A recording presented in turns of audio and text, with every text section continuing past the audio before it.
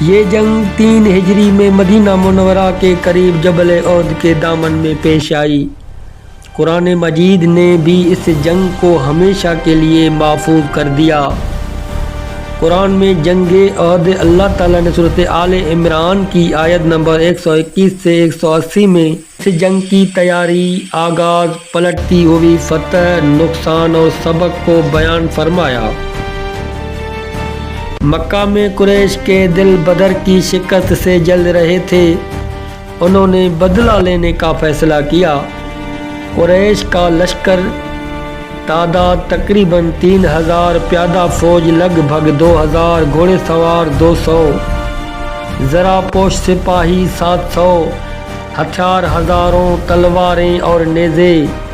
قریش کا سردار ابو سفیان بن حرب قریش کے لشکر کا علم بنو عبد الدار کے پاس تھا اور ان کا علم بردار طلحہ بن ابی طلحہ۔ جب قریش نے جنگ کی تیاری مکمل کی تو یہ خبر خفیہ طور پر مدینہ پہنچی۔